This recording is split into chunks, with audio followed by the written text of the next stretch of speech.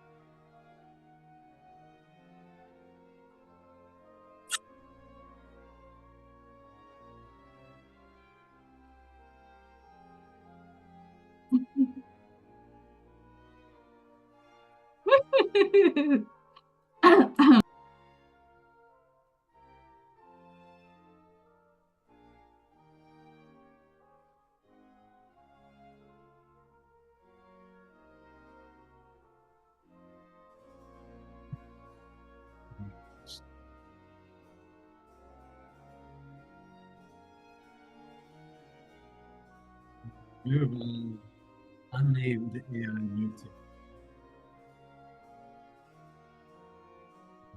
Just,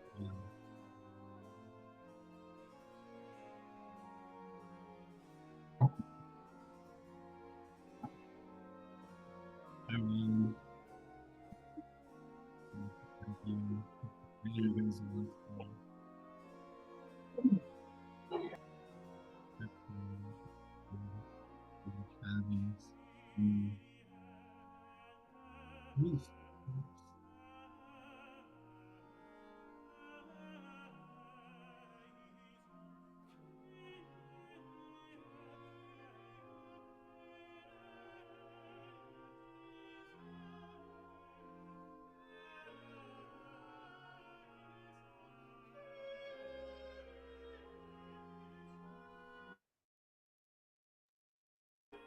really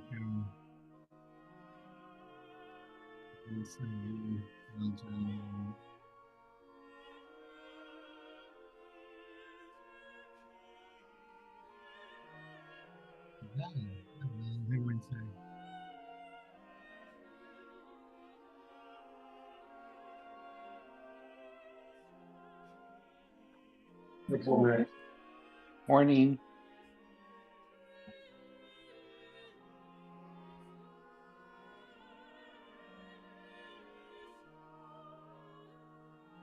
It's not enough from my perspective. See, you've had some. 老吗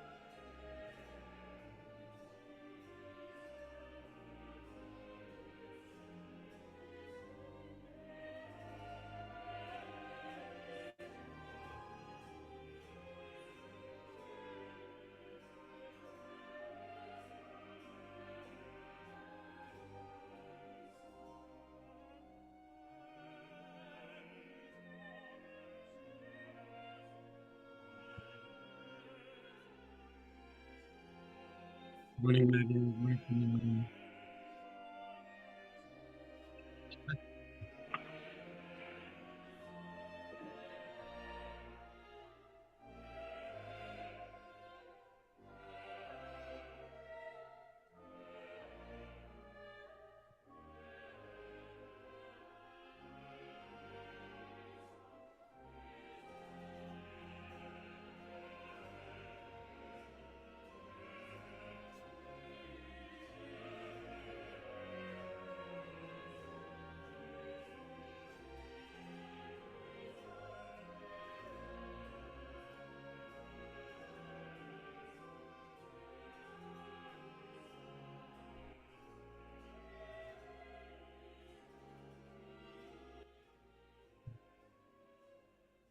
Thanks everybody for being here. This is uh, an excerpt from a digital book called The Blue Book that Andy, who's our fireside guest for this week, a um, huge influence on Kernel in ways that I'm sure, we'll get into, has written and has placed in the Library of Babel, which is a kind of story in its own right. But the thing to note about this particular book is that it's placed in an internet place where all of the text on the internet lives and can be housed, even the text that hasn't yet been written. And it is a ongoing digital book that has a variety of chapters that are kind of growing and weaving over time. And the reason I wanted to start with this today for Fireside was because um, we're going to get into the introduction to Kernel, and specifically, it's going to be our first look at this book that guides Kernel. And I think it's good context to know that it lives within a lineage of digital books and a practice of trying to identify what could be different for digital books as compared to their physical counterparts. Um, So we're really grateful to have Andy with us today and for the ways that he's impacted Kernel. We're going to get into the syllabus modules of the week. We want to start though with just kind of taking a deep breath. The sensation for Fireside every week is just kind of like perhaps a bit of a moment of pause. We want it to be a period where you feel comfortable, you know, taking notes, enjoying a glass of water, enjoying a cup of tea, uh, participating as you'd please in the conversation. The most important voices, the rest of this are going to be everyone on the call.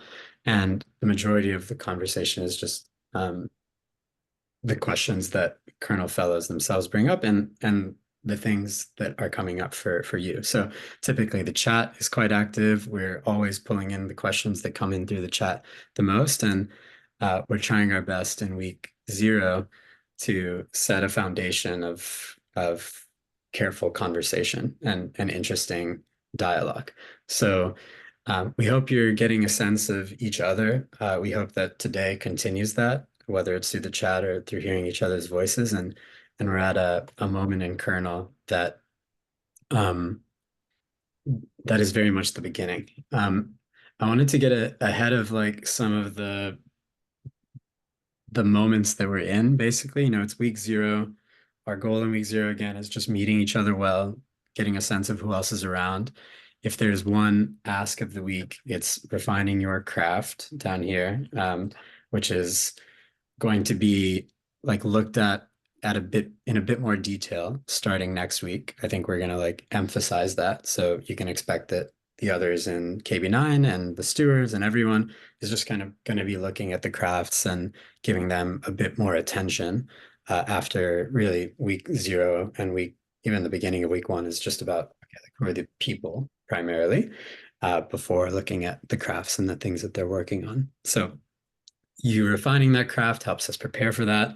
The unconference is a new ritual that we're really looking forward to trying. It'll be fun. It'll be topics that people in KB9 want to talk about. There's already been, I think, 10, 11 signups for the different topics that people want to have. We already have like 10 people in the Google Sheet as I open it up. So add any session topic that you'd like to lead. Check, some of the tabs on the right if you want to learn more about an unconference. But the ultimate thing is like put on the board a session topic that you want to learn about or you feel like you possibly could teach a bit about.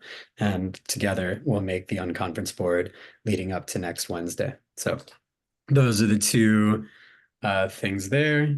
Asks, offers, gratitude, they're all helpful channels to kind of get you situated and for us to start the process of um, building things together. And so that's the hope with those channels. Just know you have access to make offers, to asks, to make asks of the community, and to tell us the stories if anything cool has happened. The gratitude channel is typically a great place for that. So, the module of the week, we have we have the introduction to Kernel, and the introduction is something that I think I would like to just kind of get into with Andy, given he's a unique guest speaker. He's been a Kernel steward for many blocks. He's kind of been wandering, as is his moniker on the internet, crypto wanderer for, I would say, the last few blocks. And so to have him back for the beginning here, I think it'll help frame uh, the program really well. And so what I want to start with, if Andy, you're up for it, is just kind of a bit about your history with books, and where you think the Kernel book kind of fits in that history of digital books, and a bit about how you hope that it would be used for people in KB9. Great. Uh, Kernel is a, a, a book in gift form, and that's probably the most important thing to know about it, and the most simple thing to know about it, because it's what everything else circles around. My own history with books, extends all the way back to early childhood, which I'm now exploring again with my own son as we introduce him to the magic that can exist between physical pages. But I grew up reading in enormous amounts. My father encouraged it greatly without forcing me to do it.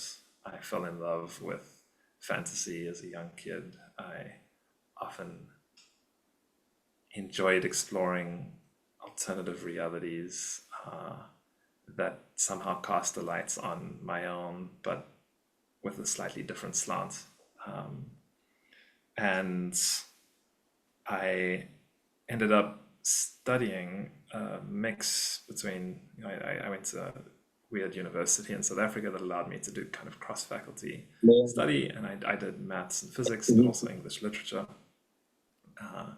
And I did English just because I loved reading, and I always had. And I thought that I was going to be a mathematician and a physicist. I got into my second year quantum mechanics course, and my professor, who had been exiled from South Africa for selling ionospheric data that proved that the National Party here at the time had conducted nuclear tests to the CIA, and had come back post-apartheid to teach us. He told us in our Intro to Quantum course that nobody has actually ever seen an electron before, and that it is a metaphor for a kind of reality that we cannot directly perceive. A very useful metaphor, and one about which we can be enormously precise, but a metaphor nonetheless. And that particular interaction encouraged me to pursue further study in my postgraduate years in metaphors instead of in this enormously eloquent, symbolic form for describing the mechanisms in the universe, because it seems like metaphor is somehow more primary than even mathematics. Mathematics is just a branch of metaphor, a very precise and beautiful one, but nevertheless a branch. And I ended up in Oxford studying world literatures in English, and and in particular doing, amazing courses on the history of the book.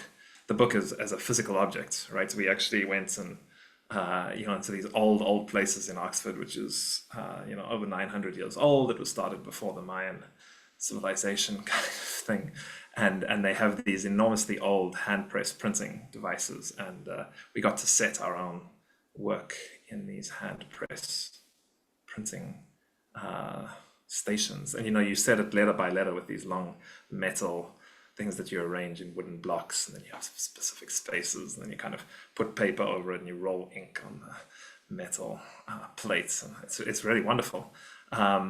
But it was through that I got thinking about the book as a form, the book as an object, not just the contents in the book that allowed you to move into different worlds, but the book itself. This thing that Carl Sagan says is magic, right? Because it allows you to have conversation, it allows you to enter into dialogue with people across time. It casts consciousness across time. And it's an enormously powerful medium for doing that. But what is the actual object with which we associate the signifier book? The word book, what does it actually refer to? And for most of us, it is this physical object bound between two covers that one reads in a fairly linear way. Of course, for hundreds of years, people have been experimenting even with that. People have written books on decks of cards, and you can shuffle them and read them in any random order you like, or found books in the world. There's all sorts of really weird and wonderful stuff out there, but for the most part, we think of books as kind of physical objects bound between covers, read in a linear fashion. And while I was at Oxford, I kind of fell down the rabbit hole of Bitcoin. This was 2014, and I was really excited about this explosion of languages that we were seeing online, and nobody in that department was quite as excited as I was about it.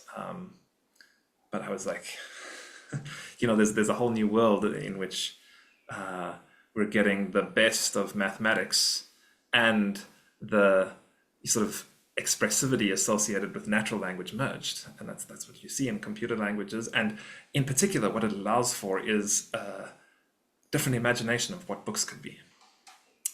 And again, this is not a new thought, right? Like, I found lots of support for it in previous work that had happened, whether it's the Xanadu project by Ted Nelson, or a lot of the the writings of people at the Internet Archive, or, Brewster and some other folks, or friends of Kernel. Like, a lot of these guys had already been thinking about the effects that executable language would have on our media environments. Even McLuhan had done some of this. My favorite philosopher at the university, Jacques Derrida, had written about it because he existed at the time that computers had, there'd been a lot of thinking on, but there hadn't been an enormous amount of thinking by people who are actually building stuff, who are writing code and not just philosophizing about it.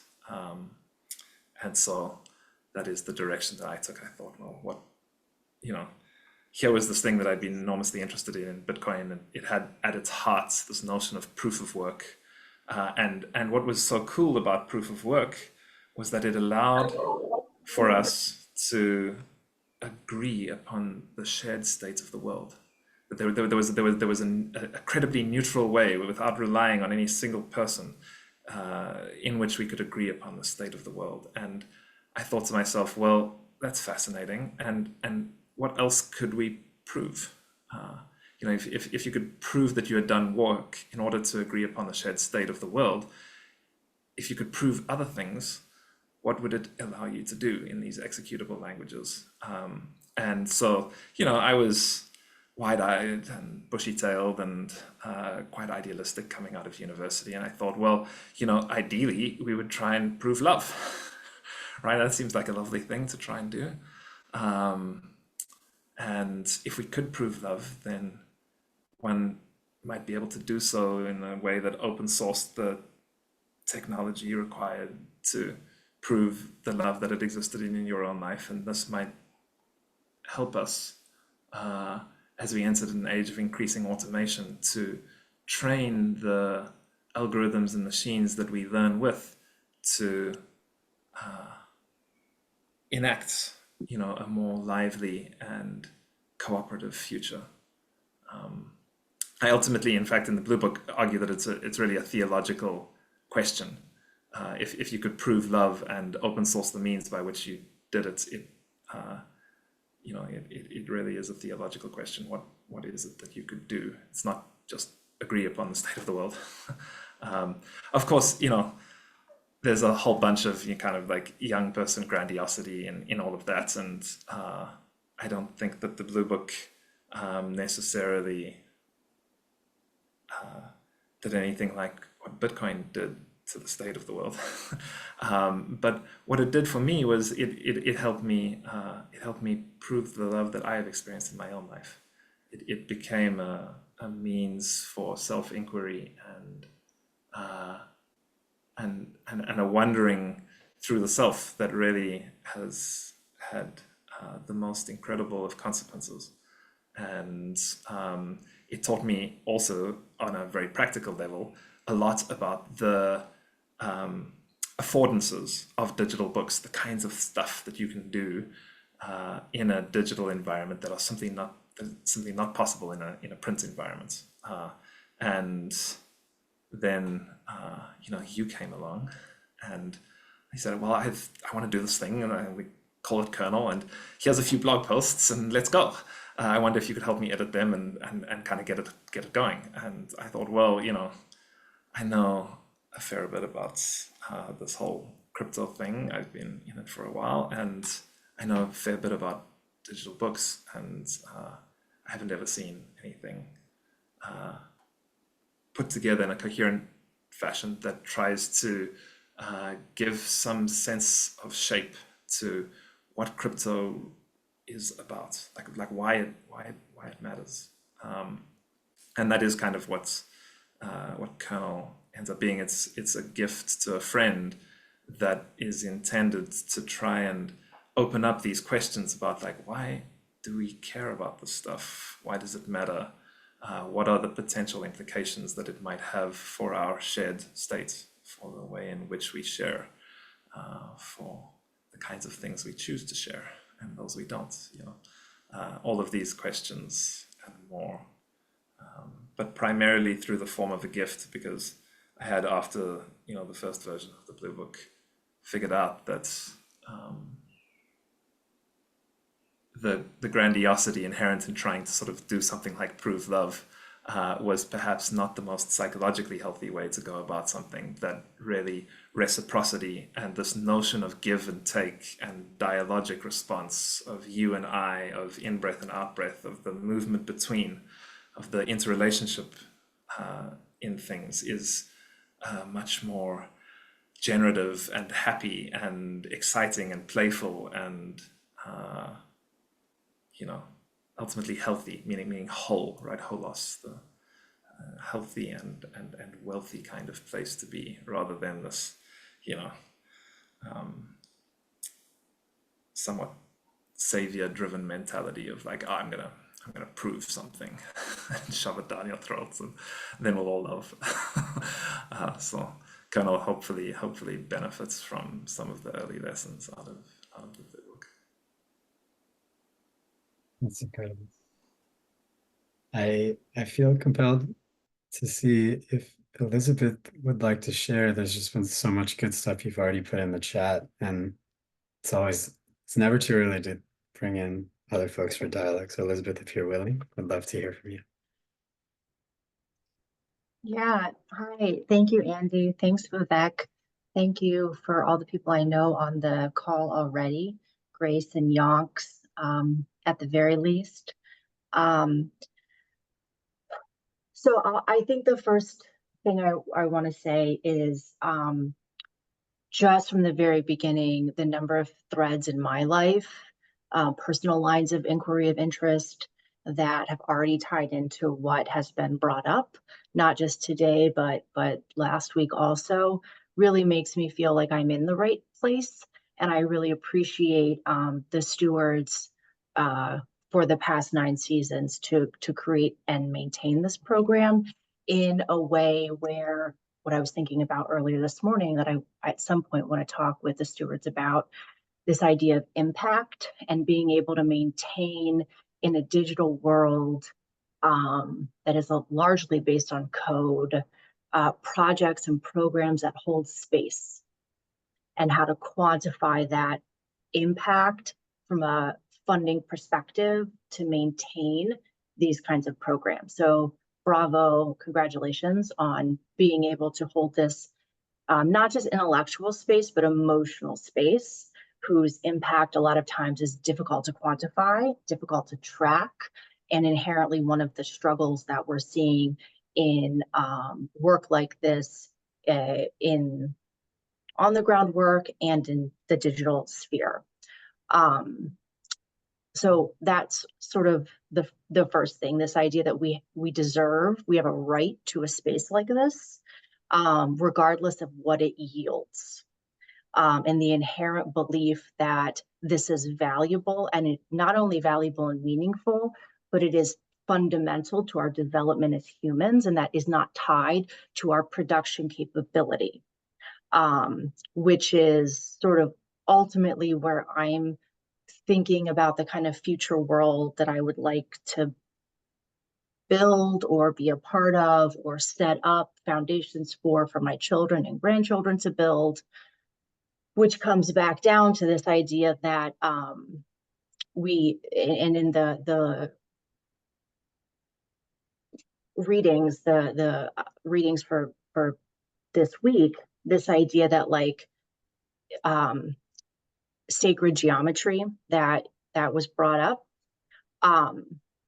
the idea that we are all connected, right? That we're all tied together, which ties into this idea of love, which personally I believe like we don't exist without love, right? Creation is an act of love.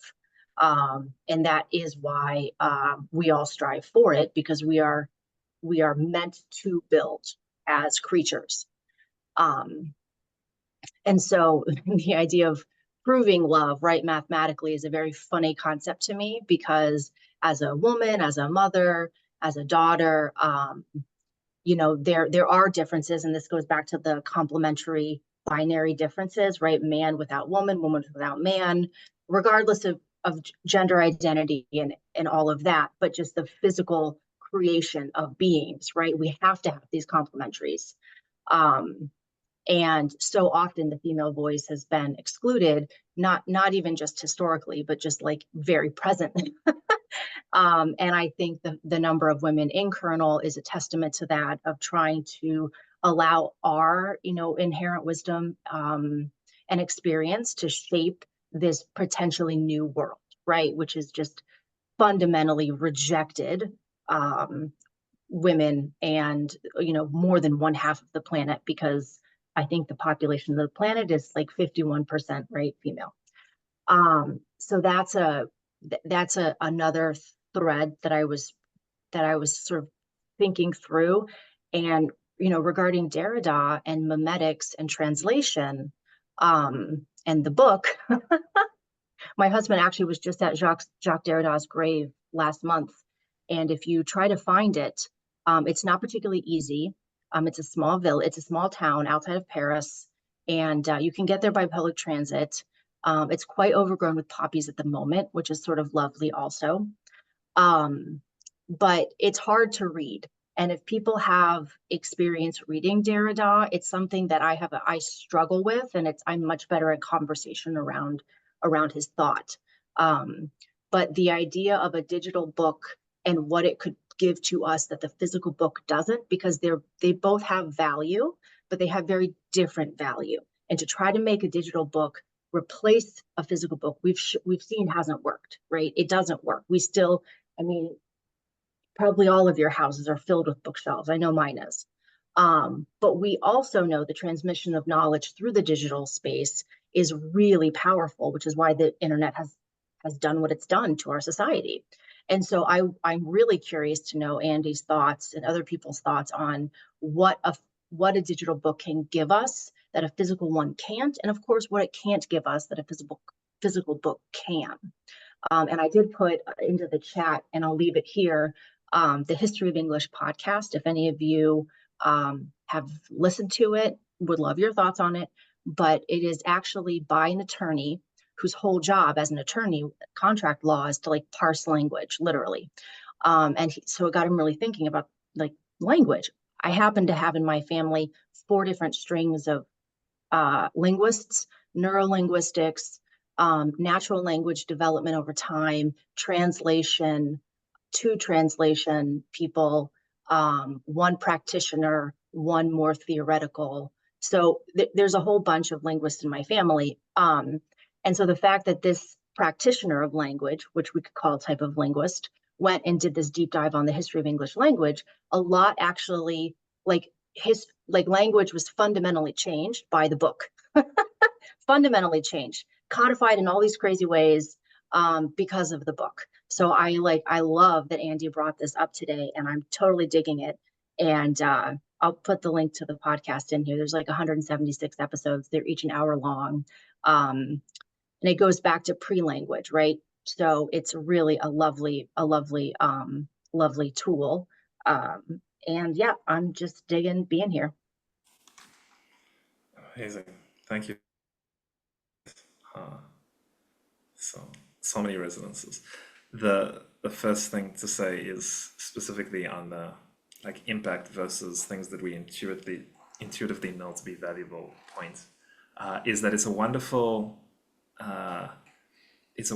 demonstration of the page that Vivek has up right now, and this notion of kind of quantum thoughts, right? That like it too is a spectrum between kind of being able to do some very deep, meaningful, important, and moving technical work that enables a greater expressivity around what our values are and how we reward those in the world. We see the beginnings of that kind of stuff happening with retro PGF or quadratic funding, or like lots of others that are quite often pointed at by people who are involved in crypto. The underlying thread in a lot of those on that kind of like, let's try and come up with technological solutions to the problem of quantification and the lack of expressivity that we find when we reduce down the complexity of our realities into a single variable called price. Is the common thread in all of that is time, right? It's like essentially blockchains are time travel machines in a very similar way that books are, but they have the order of stuff and is guaranteed by global consensus. And in that order, and in the way that it has a certain predictability to it, you can imagine ways of rooting value that are not possible in other less ordered and less agreed upon states of the world. So the best place to go looking for further stuff on this is a post called Ether's Phoenix, which was by Carl Flirsch and some of the optimism people, or indeed, I think it's literally called like Blockchains Are Time Travel Devices by Simon de la Riviere. Both of these are incredible for like that part of the spectrum of, yes, there are absolutely technological ways in which we can think about this in like meaningful and impactful manners. And then of course, there's still the rest of the spectrum, which is not necessarily like altogether associated with blockchains, but it comes up again and again, which is that so much of this work has to do with our own perception, right? With the perceptual apparatus with which we approach questions of value and wealth. And in that regard, the old so-called spiritual lessons are as true as they ever were. It's the greatest impact that you can have on the world is your own enlightenment, right? Don't ask kind of how you can save the world. This is like asking how you can hold the whole of Indra's net up as if there were something outside the net, as if there were a place where you could stand to get the purchase of it lifted up. Right? Interesting purchase required to lift it up. It's the mix of faith and financial language goes a long way back, which is something that we'll study in module 2. But that point is equally true, right? That like so much. Might be losing Andy a bit. Is that right? He was breaking up for me as well. Yeah, I Vivek, think, can you hear me now? yeah, you've come back. Come back. Where did I start breaking up? Um, About, let's say 15 seconds ago. Okay. Uh, so did we at least cover the like technical end of the spectrum in terms of being able to better quantify the impact that we make?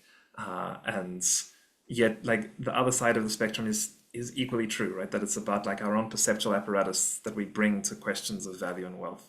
And that's the uh, the work that has to be done there is the same that's always needed to be done, which is that like the greatest gift that you can give to the world is your own enlightened presence, right? It's not a question. It's not the savior thing that I was trying to do in like proving love, right? Like you can't save the world because trying to do so is like trying to lift the whole of Indra's net, right? This is the classical example of it. As if there was something outside of the net, as if that weren't all of reality as it is, as if there was some place that you could stand to get the purchase required to lift it up. And that I use that word specifically, purchase, because the link between faith and financial language is deep and it goes back a long way, and it's something we'll study in module 2. But for now, it's just this recognition that it's both and it's the whole spectrum between, right? We need the people who are capable of doing the technological work to make quadratic funding and retro PGF and to play with time in a very technical sense, such that we can better express and root values towards the things that actually help us coordinate towards explicitly pro-social ends. At the same time, we need the people who are doing the work that is like the internal journey, right? All of these things are required, and more importantly than either of those things is that there are conversations happening between all of these people, right? And this is kind of perhaps the thing that digital books can give us. Right, I love the story about Derrida's grave and it being difficult to find and even more difficult to read and covered in poppies. It's incredible, and his work, I mean, is so deeply relevant to the blockchain space. Just two of the essays, signature, event, context, and the archive fever, Mold the Archive, right? Like, I mean, incredible. If you read those, it'll give you a completely different perspective on what blockchains are and should be. But, there is this sense that I have that when you print the physical object of a book, you print multiple copies, right? There's thousands of a million, bestseller, either a million copies, a billion copies, however many, right? There is one copy of Kernel, and it's here, right? And it's the same thing that we all read, and that's kind of interesting. So it's some notion of shared space, and that like you're reading the same signs, the same marks, but it's different paper and it's a different book and it's a different physical object, and these physical objects develop their own personalities over time, which is unique and wonderful and lovely, and one of the many reasons that I absolutely adore physical books and why they won't be obsolete. But it's just something to notice about digital books, and I think that is where you might find this link towards like dialogue and reciprocity. Not that physical books don't also encourage particular dialogues and a particular notion of reciprocity that wouldn't otherwise be possible, but like it's, I think, qualitatively different in the online world. And I wasn't sure of this, right? Because I wrote the blue book and I put it out into the world after, a whole bunch of stuff and kind of nothing happened, which was wonderful. This is perfectly the lesson that I needed from that. But Kernel has been quite a different experience, and that's been interesting. And there's a very simple reason for it, and it's Vivek. I did my thesis on sincerity and singularity, and I wrote about this book called My Traitor's Heart. It's written by a white South African in the 1980s. And he begins by saying, "I'm burnt out and starving to death. I wish I could find a visionary reader that could see the grand design such as it is." And that's kind of what we all hope for, right? Like every creator, whether it's like a writer or like other things, you're hoping for like a visionary to encounter your creation, your work, and see the grand design, knowing that you yourself could never fully get it out there, right? Irrespective of how much talent and skill you developed in your craft. It's not possible. There are certain things that cannot be explicitly shared. And you know, Vivek saw the grand vision because it was mostly his. I just like wrote the book, the words, and that grand vision is you know, connection. It's gatheredness. It's ultimately this reciprocal space, and yeah, you know, that reciprocity also finally touches on what you're saying about like the balance between masculine and feminine. We have wonderful beings with us, one of whom is called Sister Tebebwa, who's in fact written a whole chapter of her own on the balance between divine masculine, divine feminine, and a lot of what you touched on there. And again, you know, like everything is in conversation, everything announces itself. Every moment is a moment that can be read, that can be listened to, that can be heard and sung with.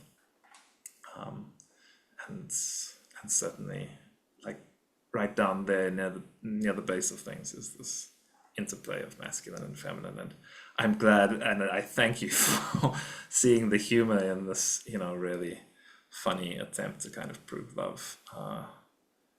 It took me a while to see the humor myself, but I do now, and I appreciate that you do, because it's so natural, but it can be difficult for a more masculine oriented mind. So thank you for that. We've talked a bit about the book and the conversational nature of it. Swati's put a really beautiful quote from Toni Morrison in the chat, which reads, "Social acts complete the reading experience." And I think that's really like exactly what we hope Kernel feels like, is a place for dialogue. Everything that's on the website is intended to be a set of kind of questions, starting with the play of pattern and trust. And we've already gotten into the play of pattern a bit today before the hour ends. I hope we get a bit more for trust, and I'm going to trust that that'll happen. I'm still like really just going to, like, anyone who raises their hands, will kind of weave them in. And so Grace, thank you for your patience, and would love to hear from you, anything that's stood out to you. Yeah, so I wanted to comment on part of, again, we're speaking about speaking and speaking about language, and there's a terminology that around rewarding people and making, you know, and public goods and those sorts of things, and this time machine where we can see people's contributions. And you also had said that the best gift you can give to the world is your own spiritual development, but it's also the best reward you can give to yourself. I think the reward is built into the actual gift. It's not a one-way thing. And the whole framing of giving people rewards for their good behavior, it really brings into question this the trade-off between intrinsic and extrinsic motivation, and also the question about visibility, and again, the masculine and the feminine. The masculine has a more visible outward expression of their reproductive function, and the women are more internal. And sometimes it's the whisper in the ear, you know, sometimes something that comes into a book is something that somebody said, but they aren't the author of the book, and it's a hidden contribution. The whole idea that we should be giving rewards to people for their contributions, I would bring into question.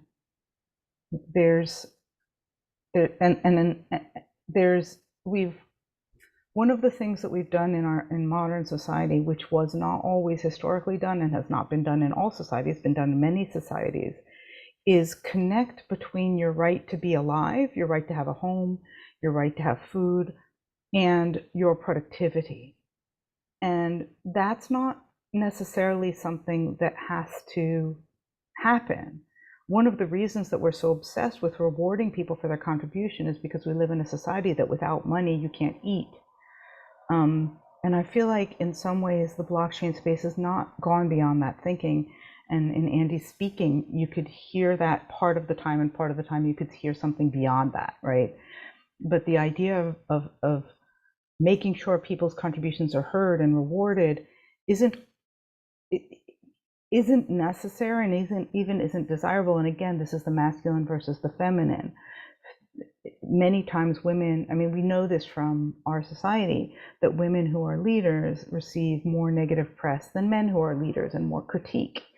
And whether that's built into our nature or whether it's part of feminine versus masculine, we could have that debate all day long. But it is an issue that some people may not want that exposure. They may not want that fame. They may want to make their contribution quietly. And that may be to their advantage as well. Like, it may be that they're able to contribute more because they're not busy like being in the spotlight, right? Or other reasons why making quiet contributions might be better than being loud about it. And so it's not obvious to me that we need to reward people for their contributions in the way that is being pointed at. And it's not obvious to me that that there's any way of actually valuing things, because again, as Andy said, can you separate one thing from the other? Can you separate that drop in the water from all the ripples that it made? And so, like I said, sometimes he was talking in this way about this quantification, and sometimes he was talking in this much more spiritual way of everything is connected. And so I think when we use this terminology about rewards and about making things visible, I think we need to recognize that that isn't actually universally good. Those are things that we need to think about where they're appropriate and where they aren't. Yeah, that's a wonderful point. And you will often find that I'm enormously guilty of mixing metaphors now that I've, found out that everything is a metaphor. I do it freely. So please forgive me in advance. The the way that we have approached this in Kernel has been to recognize the like legible ways in which people are currently thinking about these kinds of issues, and use them as like kind of like one side of the spectrum, and then like look at like older traditions, practices, ways of being, other kinds of wisdom that we might draw upon to kind of at least delineate the so-called design space, to try and like understand what the edges of the spectrum might look and feel like, and then using hopefully an appropriate dose of humility, find our own way into the trade-offs that we find to be most interesting and acceptable. And in this particular context, you're exactly right that like rewarding people in the way that rewards are currently imagined is enormously problematic. I think that you're quite kind, in fact, in that description, and I appreciate it.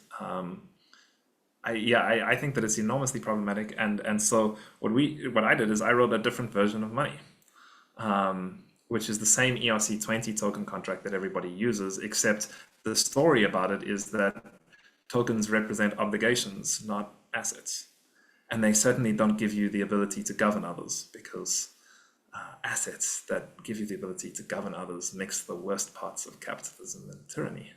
And so if you can change how people, the perceptual apparatus with which people approach money, with which people approach questions of value and wealth, then potentially there are ways of thinking about recognition and quantification of impact that don't fall into the same reductive traps that we currently experience in the world.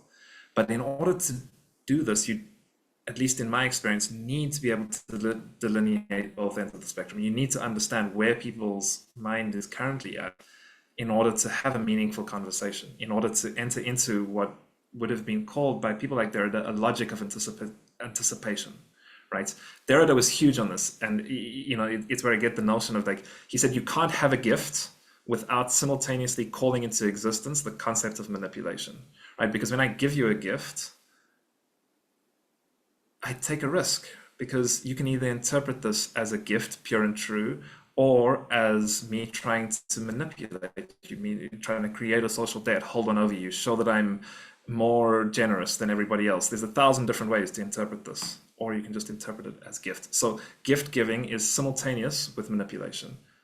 And the only way in which we can like negotiate that implicit structure in the world is a logic of anticipation. We can give in a particular kind of way. We can craft our words in a particular kind of fashion such that they shift the possible sets of interpretations slightly closer towards gift giving and slightly further away from manipulation. And the way that we do that is via sincerity. Sincerity is a concept that comes from the theater, and it says that it is a performance so like completely believed by the person themselves that it forces the audience to suspend disbelief. that's the sincere performance. You can't but think that this really is King Lear gone mad on the stage, right? Or Hamlet questioning existence. Whatever it is, that's the root of sincerity. And when we can anticipate where people's minds are at, and when we can sincerely perform our role in that give and take relationship, having anticipated where they are, then there's a greater chance that we can shift the possible set of interpretations, i.e. the perceptual apparatus of what is valuable, towards more pro-social ends. But it's enormously difficult work, that particular aspect of things, right? Like even just delineating the spectrum is hard enough as it is, because it requires both technical specificity and precision, as well as a great historical understanding of context. But then in the middle of this, when you're using your humility to decide upon the trade-off, is something even more demanding in some sense, right? Which is this like anticipation of where people are. And, like Sadhguru had a conversation with Vitalik, which if you haven't watched it, it's like kind of unbelievable that thing even exists. Irrespective of your perspective of either of those two personalities, the mere fact of them being in a Zoom room together is fascinating. And Sadhguru tells the story of like a project that he led to plant trees in Uttar Pradesh, a state in India, and he aimed to plant over 100 million trees in I think it was like 10 years, and he said we've finally got to 80 million trees in 24. So he kind of failed, but he's done an enormous amount of good in Uttar Pradesh, and the state is in an environmentally much more secure place as a result of it. And he says the reason that it took so long was that for the first 6 years I was planting trees in people's heads, and that is the most difficult and dangerous of all territories. And it's such a revealing remark, right? And it's kind of what I'm talking about here with the logic of anticipation and trying to understand where people are at, because like you're absolutely right. Rewards, as they're currently imagined in the form of assets that are, collateralized by, like, ultimately the petrodollar and the existing like state of the world, are like really problematic. But similarly speaking, we exist in the world as it is, and like certain incentive structures are more A, compatible, and B, persuasive than others. And like recognizing that part of the spectrum then enables you to use like your own wisdom, understanding, context, and background to like hopefully with some humility find like the best trade-off for you and for the people that you love. So yeah, I mean I agree wholeheartedly. And it is, as I said, the occupational hazard when I speak of mixed metaphors, so please forgive that part of things. Yeah, this cultivation of humility, I want to point at it. There are like lots of things, if I allow, in the Kernel book that kind of like create a feeling. I had somehow missed this one for some time. Like I had always had this question within the play of pattern or complementary opposites. Like you're trying to find the trade-off. You're trying to find the trade-off on this curve, and like how? Like how do you find it? Like how do you find the spot? Because it's not the middle of the 0 and 1 every time. It's like you're trying to find it. And for whatever reason, this like ninth time through, I picked up on the thread for humility, and to Grace's point, the way that the gift is its own reward if it can be cultivated. It's not like a word that you can just say. It's a feeling at its best. And so, yeah, I think, okay, so we have a bit more time. I think we've gotten into good flow here. Definitely want to hear um, more voices. My last question for Andy, and then please, anyone, just kind of like into conversation. It doesn't all have to be questions for Andy. It can just be kind of like reflections. Um, trust is, the Web3 module of the week. And if we just want to color in one thing, it's that like every week, right? It's like kind of you have these like more personal concepts and then these more external concepts. And this week, the trust module, it goes into that word and how deeply rooted that word is in the Web3 ecosystem, starting with Bitcoin. It's like really where everything begins in terms of the philosophy of a lot of the technology. And there's all sorts of things we could talk about, and we have in the module. But I wanted to pick up on this like one-liner that we've pulled forward for the Web3 principle of the week. So play with pattern, we've talked a lot about. What is this whole trust is not only transactional piece mean to you, Andy? Yeah, no one's ever asked me that. It's really funny.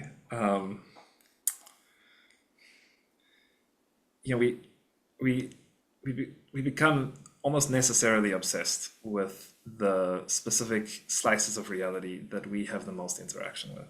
And so in order to advance in, for instance, the technological domain of Web3, many people have made the point that the majority of the work has been figuring out how to broadcast messages and share states in a manner that does not depend on a single intermediary, and they have labeled this trustless, right? That you need not trust any one particular person or group of people in order to make sure that your transaction is included or that state is updated in a way that all of us can agree on. And that to me was a misnomer, right? It's not trustless, it's trustful. It's just that the trust is differently placed. It's not with some intermediary between the relationship who is mediating that relationship and therefore accruing power and benefiting from it.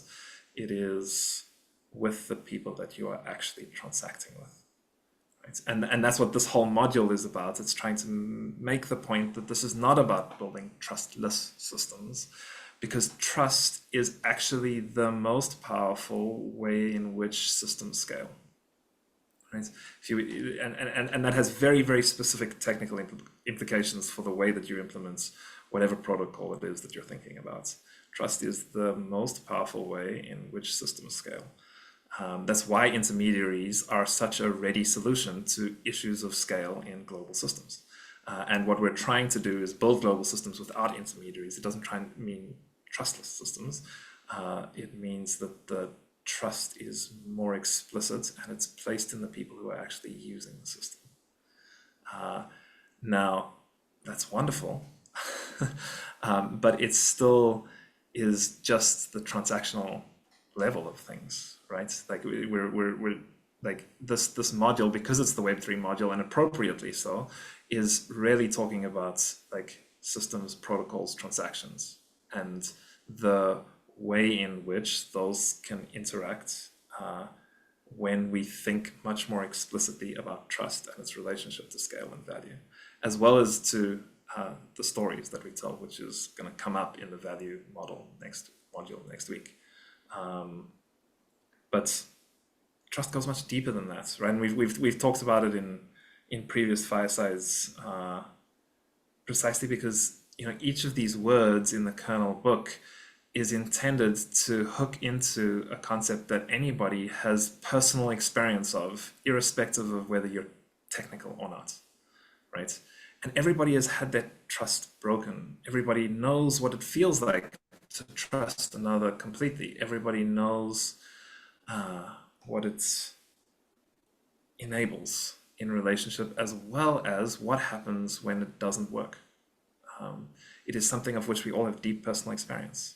And therefore, it is something that we can enter into meaningful conversation with one another about.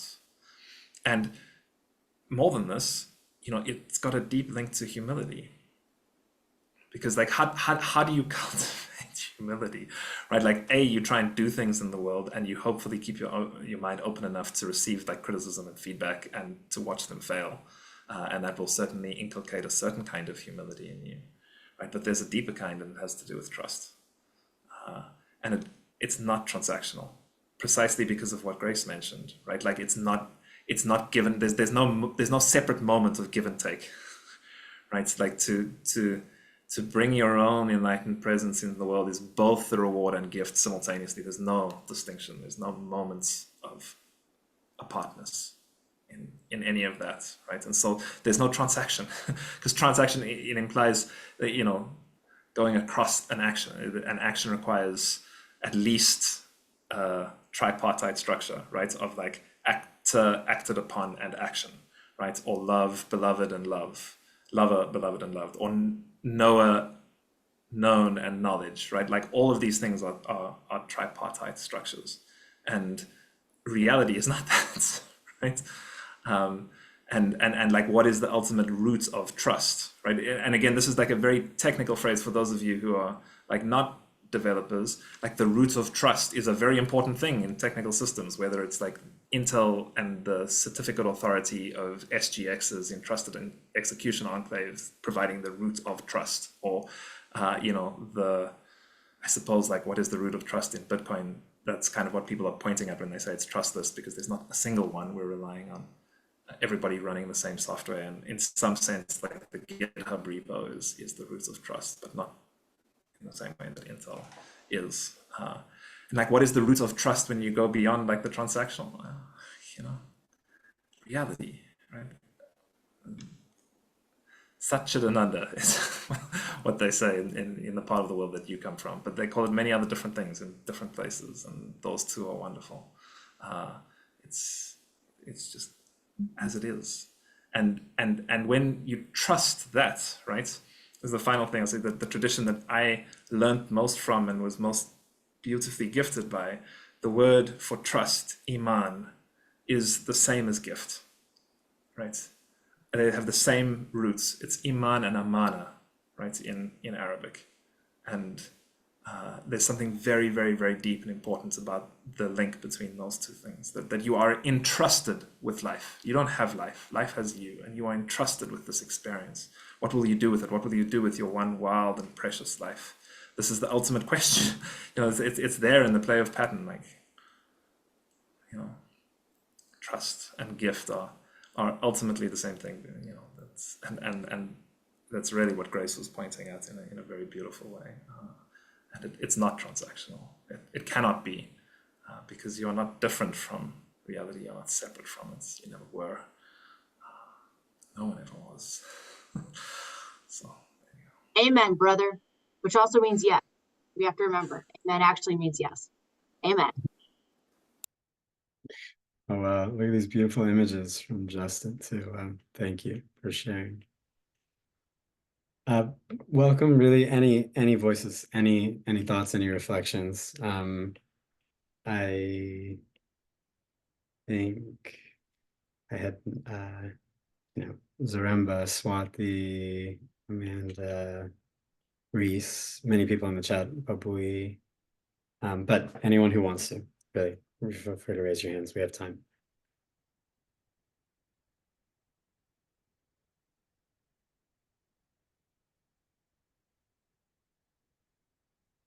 Please, Nick. Great to see you. Hey, nice to see you too. I just had a question on like the information in Kernel. Has there been any thought about like publishing it on more like externally available sites like Khan Academy or whatever, so that the more like broad public has, I don't know, has a chance of like accessing any of this information and maybe getting inspired and led back to Kernel or things like that?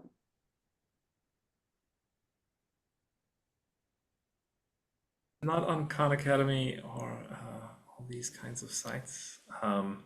Our friend Angela has put it into an LLM with LangChain, and there's an agent that you can talk with if you ask her really nicely. There's some other places. Yeah, it's a really good question, and something I've been thinking about recently, and I hope that the new emphasis on craft will move us slightly in that direction. Is that, one of the things that we do in Kernel is there's no assessments, right? This is an educational program, but it's different in style to kind of assessment based programs and the sort of like things that you will find on Khan Academy. And I think that like that's good, and there are very good reasons why we did that, but also we missed the trick. And that like really focusing on craft and having to produce something is quite beneficial. And so yeah, I'd be interested in seeing people like take their own learnings and potentially like turn it into like more assessment based or more traditional like educational content that would fit better on those kinds of places. And in general, that's like the wider philosophy of Kernel, hopefully that like these patterns of peer learning propagate outwards. So if you feel inspired to take like particular pieces and like make courses out of them that are like more like amenable to assessment and this kind of stuff, like please do it, because I didn't encourage that stuff in the past, and I feel like I missed the trick there because there are benefits to that way of doing things as well. Thanks for your input on that.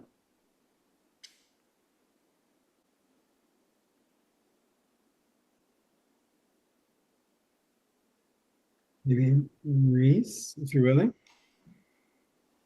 Sure. Yeah, I was trying to collect my thoughts. We covered so much territory in the last hour. It's hard to come up with a single cohesive thought about the whole conversation, but maybe that's sort of the point. I think the last comment I made, I was trying to tell Andy not to apologize for mixed metaphors or maybe like quantum metaphors. You have different layers of what you're trying to say, and I think that that is also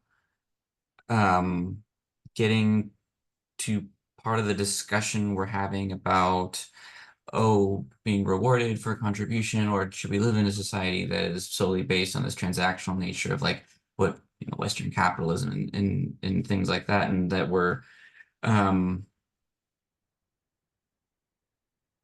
there's many layers you can get to in a given thought, and I think it speaks to where each person is at. If there are different layers of that thought, I'll just give a personal experience here. One of the other comments I made about I studied physics in college. I have a bachelor's degree, and then I went on to get a master's degree in physics. And when I left the bachelor's, when I got my 4-year degree, I was like, I understand physics. This is great. Like, I totally get this stuff. Like, shit's on lock, bro. And then I got my master's, and I realized, oh my God, I don't understand physics at all. Like, I still got just as good of grades. I didn't fail or anything like that, but I had a greater understanding of how much less I understood the universe, even though I knew more about it. And I think that's, really part of the piece that we're getting to here, and I'm really excited for the rest of the kernel, is that the more we think about things like trust and like what does trust mean, there's like this definition of trust and this definition of trust and this definition of trust, and we're using the same word for this like entire stack of concepts. It almost speaks to the constrained nature of language as another one of these comment threads are talking about, that words are such a confined way to say things, and people think in pictures that can be much more expressive, and like even metaphors can contain much more than the words themselves. And there's a Buddhist philosophy of the idea that the entire tree is contained within the seed, but you can't see the tree, but it's there, even though the seed is this very small thing. And maybe this was a very meandering sort of diatribe here for me to make, but yeah, I appreciate all the conversations here, Andy. I really appreciate what you've started here, and what you're kicking off. I think it's really, really powerful stuff that we're scratching at here. So thank you. and everyone else in the chat too. Like, this has been an incredible conversation. Thank you very much, Reese. Yeah, the more I learn, the less I know. Or a little education is a dangerous thing. Drink deep or taste not of this Pierian spring. Here, shallow draughts intoxicate the brain, and only drinking deep restores again. That's Alexander Pope. And very much this notion of Alps on Alps arise. So thank you for that. I see other hands, so we'll go to them. Yes, by the Traveler. I would love to hear from you, and then Cash Honey, I think, as well, perhaps after. Hey Vivek, you remembered to meaning traveler. First of all, it's really, really interesting conversations. I find myself always transported in this kind of conversations about the nature of like economies, value, how we've built society eventually. I mean, being able to use the technologies we have today, like right now, the electricity, the data centers, the undersea cables that make us have this conversation. This has been mostly from that sort of old society of capitalism that, put capital to build these things. And then part of my previous life was in social innovation, and so found myself in places like the favelas in Brazil, or slums in Delhi, or here in Kenya, and the question is always around the current system has failed to get, let's say, someone education enough to actually be able even to access this information, right? Their whole life they haven't been able to be given the literacy to be able to access this kind of information. So even have that conversation about trust and value and be able to get access to healthcare. So I always ask, what is it that we are thinking about? Are we thinking about a post-economic world and how would that work? How would we actually be able to incentivize people to give their creativity to build like the internet, or to, to get us to where we are in sort of like the health breakthroughs that have come, and, to fund the universities that educate people who end up making breakthroughs. And so how are we trying to build that up, and how does what we are learning at Kernel fit into that? Because the reality is that I think a lot of our conversations seem to be in that post-economic world, while there are still a lot of people who live in a world where it's still about how to distribute scarce resources, right? In their environments, whether it's food, whether it's healthcare, whether it's education. So how do we reconcile these two conversations? The one that we're having right now, which seems very post-economic, and the realities that are in majority of the world right now.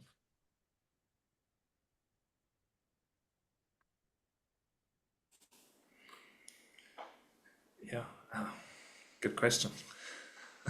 It's a good question to explore, not just over the next 9 weeks. And it's one of the reasons that's Kernel is set up in such a way that like it doesn't give answers, because there's no easy answer to that particular line of questioning, right? I live in South Africa. I was born here. I grew up here, and I live here. And it is one of the most unequal places on earth, more so even than Brazil. And it has one of the most horrendous histories, which we still live in many ways. And so it is this particular question of like, how do you live with yourself and with your privilege has been something that has there's been a part of my life since literally I can remember being alive, because I was raised by a Black woman. I depended upon the labor of like Black people throughout all of my life, and those people lived in radically different kingdoms of consciousness, is how it was once described in one of the books that I studied, but radically different economic circumstances, radically different cultural imaginations, radically different religions, radically different everything. And yet there was still relationship, right? There was still communication. And like that's why we start there with like reciprocity, right? Because the complementary opposite of scarcity is not abundance, right? Precisely because if you contrast those two things and come with like a post-economic new age, well, like let's all live in an abundant world, it just comes across as patronizing, demeaning, and completely removed from reality to the people who are living in conditions like you just described, right? Whereas reciprocity is something that all of us understand, especially people in those kind of conditions, because it is one of the primary means of survival, right? And so what the like ultimate thrust of that particular style of story saying like, guys, it's not about like, oh, we just have total abundance now and we can recreate that on earth for everybody, ignoring the political, racial, and economic realities that most of us still live bound by. It's let's look to the ways in which people actually navigate the lived realities of their lives, especially in straitened circumstances, because those straitened circumstances actually require a far greater capacity for creativity and problem solving than people in privileged circumstances. I have never had to creatively figure out how to get food for tomorrow, right? And that's like a wonderful thing for which I am very grateful, but it also means that I haven't exercised that particular potential in my being, right? And I don't understand the kinds of reciprocity which might help me solve that problem.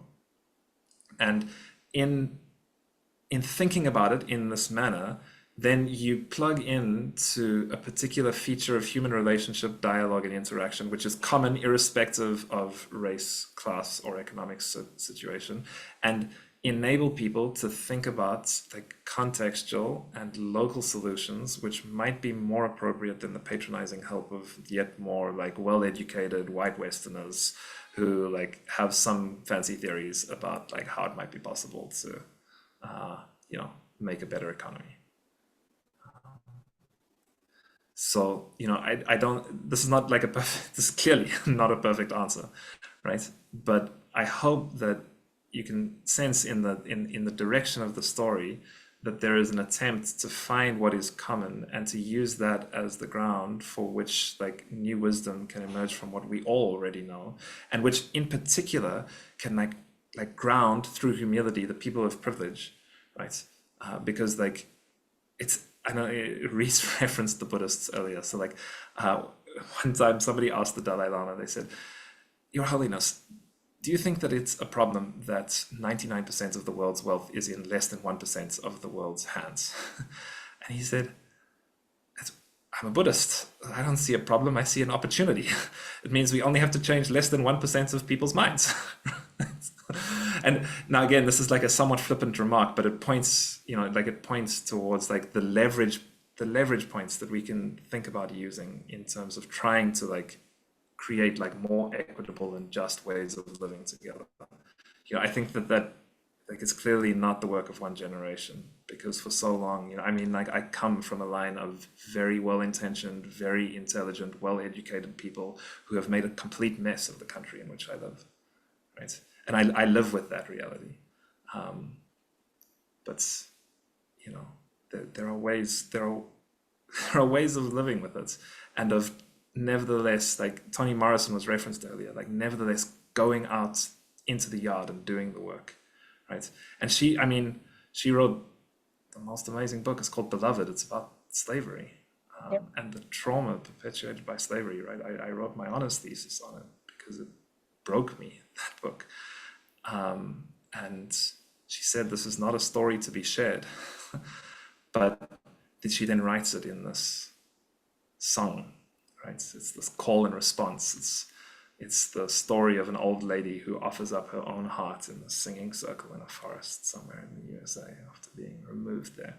And there is a potency in that. There is a potency in that communal language, which reinvigorates like what we all know to be true, right? Which is that like I am because you are. There's no other way around it.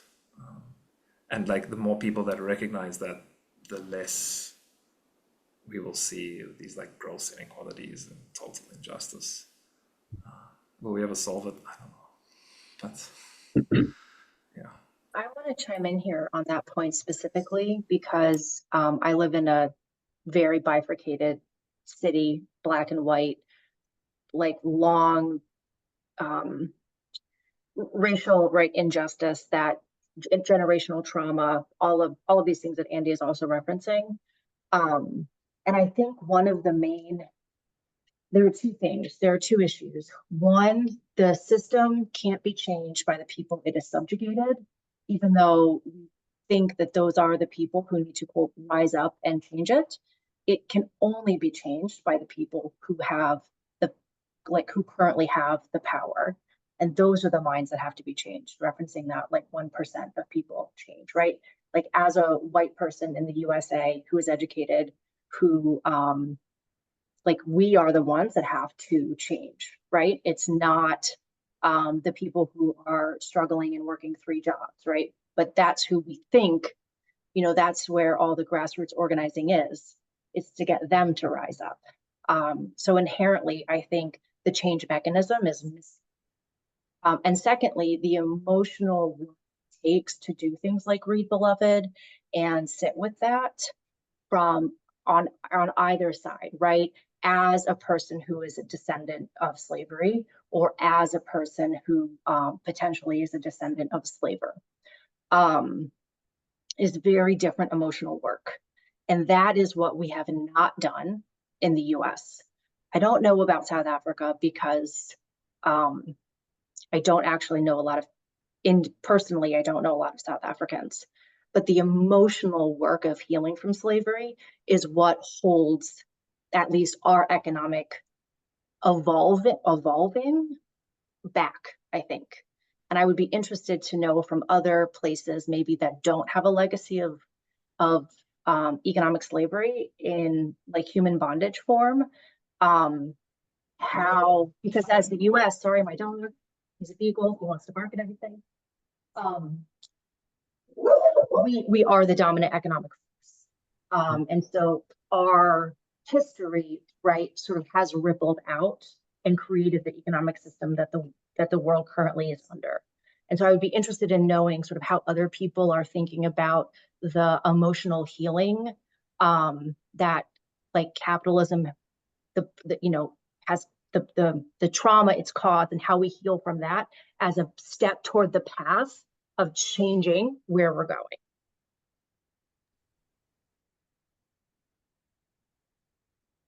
I want to make sure we have time for that.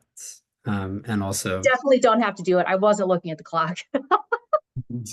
noticing the clock as well. But it's a really poignant question, and one that I think deserves like longer form dialogue. I really appreciate everyone's comments towards it. I see, Justin, that you raised your hand. I would love to hear your thoughts, and then if we have time for Cash Honey, that's the last 2 people I have in mind. And I would love for both of you if possible. I think we do have the time. Yeah. Just like I'm a biracial man from the U.S. and a black father, white mother, but it's not about that. I just wanted to kind of speak, to kind of share that context as like a thing. But I think I wanted to actually share a quote from Thomas Merton, from his book No Man is an Island, and it has some religious themes and some uses the word he. But I just want, if you can, just wanted to share the words with you and let it resonate in any kind of right way. But it says, our life as individual persons and as members of a perplexed and struggling race provokes us with the evidence that it must have meaning. Part of the meaning still escapes us.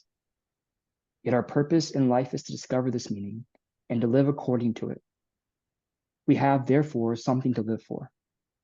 The process of living, of growing up and becoming a person, is precisely the gradually increasing awareness of what that something is. This is a difficult task for many reasons. What every man or being looks for in life is their own salvation and the salvation of the men or people they live with. By salvation, I mean, first of all, the full discovery of who they really are. Then I mean something of the fulfillment of their own God-given powers in the love of others and of God. also mean the discovery that they cannot find themselves in themselves alone, but they must find themselves in and through others. Ultimately, these propositions are summed up in 2 lines of the gospel. If any man would save himself, his life, he must lose it. And love one another as I have loved you. It is also contained in another saying from St. Paul, we are all members of one another.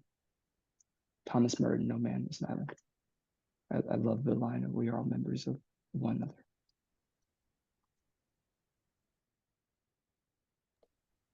Stunning. Wow.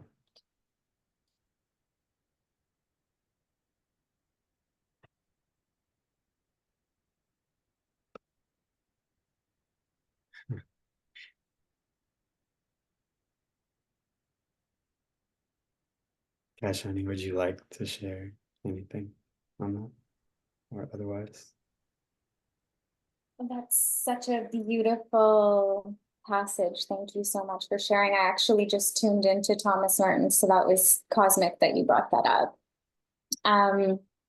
Yeah, I was, what I was thinking about was we were mostly chatting about it in the chat, but the thing that I wrote in the chat was that communication is beyond conversation.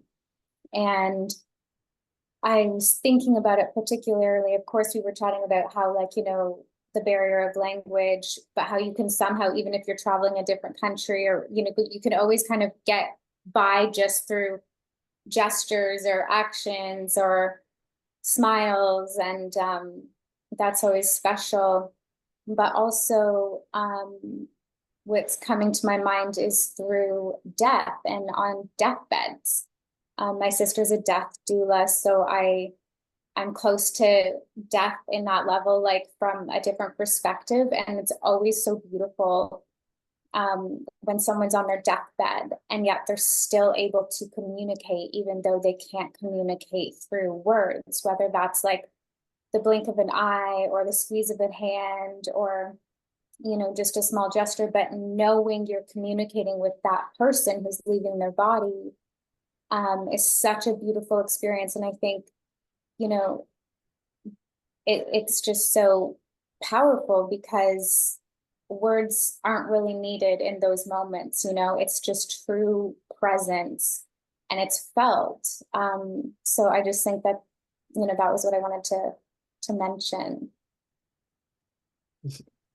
I think no better place to end. Thank you so much for that. And I'll just check in with Andy if you have anything. Otherwise, I have another song to play from the Blue Book. Yeah. This wonderful quote by Raymond Carver. He says, and did you get what you wanted from this life? Even so, I did. And what was that? To call myself beloved, to feel myself beloved on this earth. It's wonderful. Call first, it's call and response. The power of words. Yes, they're limited, but they have enormous communicative ability. And then feel, right? Like what you're just talking about there, Cash Honey, which is really poignant. And it's not just communion with other humans, right? I once asked a Sufi sheikh who I love, what is the Quran? And he looked at me and said, "See that leaf falling? It's Quran." every moment is one of communion, of not just calling and not just feeling, but being beloved. Being beloved. Thank you so much. It's been a lot of fun. Take care, everybody. We'll see you soon. This was Fireside. We try to run it like this every time. Thank you. Sing us a couple more, Johnny? Okay. I'll do this one. All right. Okay.